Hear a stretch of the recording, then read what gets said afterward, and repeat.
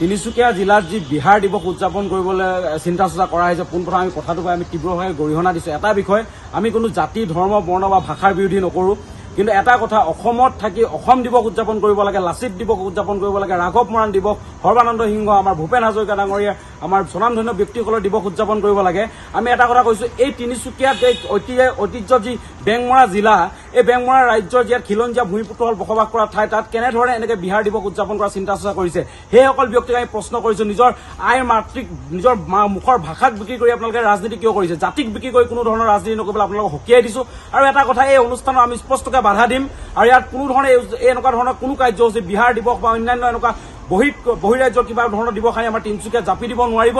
আৰু এটা আপোনালোকে চিন্তা কৰক, অসম দিৱস বা লাচিত দিৱস, চুকাফা দিৱস, সৰ্বানন্দ সিংহ দিৱস, আমাৰ বীৰ ৰাঘৱ মৰাণ দিৱস, সতীহাদিনী দিৱস, এনেকুৱা ধৰণৰ আমাৰ যি স্বনামধন্য ব্যক্তি বা বীৰ বীৰাংগনাসকল আছে, তেনেকুৱা দিৱস নিকিনে সেইসকল ব্যক্তিক সুধিছোঁ, তেওঁলোকে নিকিনে বিহাৰ বা পাটনাত আয়োজন কৰিব পাৰিব নেকি?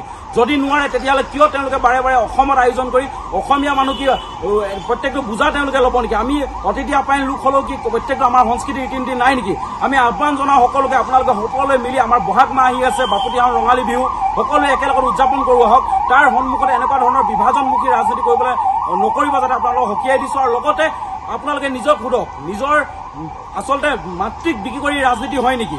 নিজৰ সংস্কৃতিক বিক্ৰী কৰি ৰাজনীতি হয় নেকি? এনেকুৱা ধৰণৰ ৰাজনীতি নকৰিব। কেৱল নিৰ্বাচন আহি আছে, নিৰ্বাচনৰ ভোটৰ স্বাৰ্থত টিকেটৰ লালসাত এনেকুৱা ধৰণৰ কাম নকৰিব। এজন পাখি কটা মন্ত্ৰী আৰু এজন টিকেট প্ৰত্যাশীয়ে যি আশা কৰি আছে, তেওঁ যদি ভাবিছে বিহাৰ দিৱস পাতি তেওঁ তিনিচুকীয়াত ৰাজত্ব কৰি থাকিম, তেতিয়াহ'লে তেওঁ মূৰ্খ সৰ্গত বাস কৰিছে। আমি স্পষ্টকৈ সদৌ তিনিচুকীয়া জিলা ছাত্ৰসন্থাই কৈ দিব বিচাৰিছোঁ, কোনো ধৰণৰ এনেকুৱা কাৰ্যসূচী তিনিচুকীয়াত হ'ব নোৱাৰিব, আৰু বাধা থাকিব। আৰু এই যদি বাতিল কৰা, তেওঁলোকে বাতিল নকৰে, কিন্তু ইয়াত বাধা সৃষ্টি কৰিম, আৰু তেতিয়া যদি আমাক প্ৰশাসনে আমাকো বাধা দি ৰাখিব নোৱাৰিব, এয়া স্পষ্ট কথা।